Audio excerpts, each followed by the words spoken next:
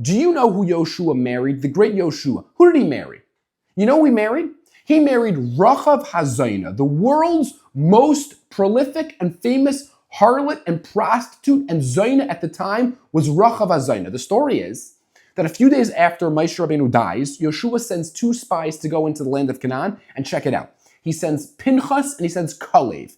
And they stay at Rachav HaZayna's house. Now, why in the world would Kalev and Pinchas, who are probably the top 20 holiest people who ever lived, why would they stay at a Zayna's house? It would be like the modern day equivalent of Reb Shmuel Kamenetsky and Reb Dave Landau going to declare Las Vegas, Nevada in Irani Dachas and staying not just at a Zayna's house, but the number 1 Zayna in Las Vegas. Why in the world is Kalev and Pinchas staying there?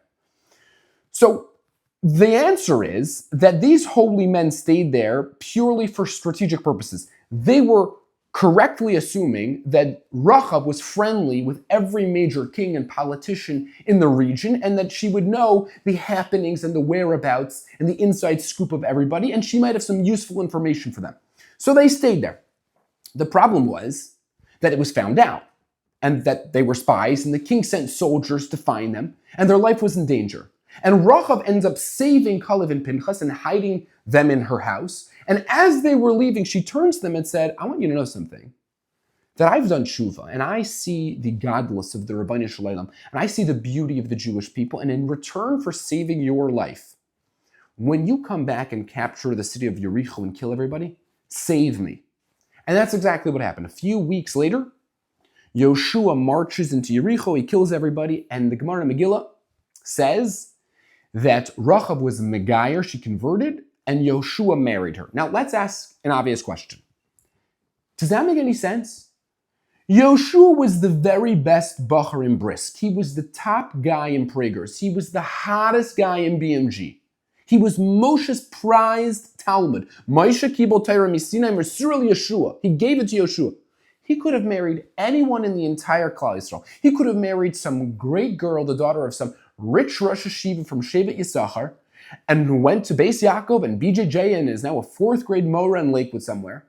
And he marries Rachav HaZayna? I don't care that she was Megayer. She was a Zayna. How does it make any sense? You want to know the answer? He married Rachav HaZayna because she was on fire.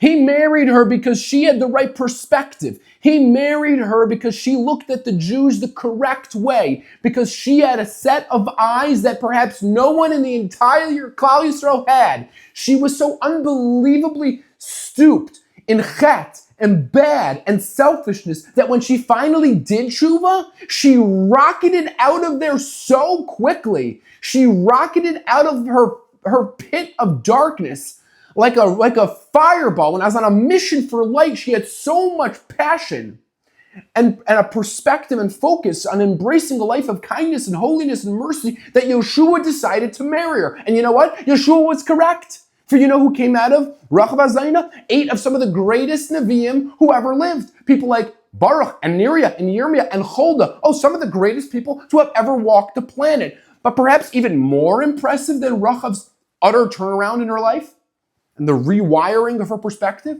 was Yoshua. He had the eyes to see the good in her, the potential in her. He was focused on the future, not on the past. He could care less about her family and her house and her deepest, darkest secrets. All he saw was a woman with the perspective and eyesight hungry for spiritual greatness. When others saw a former Zayna, he saw a woman on fire. Because our outlook and perspective in life isn't just something, it's everything.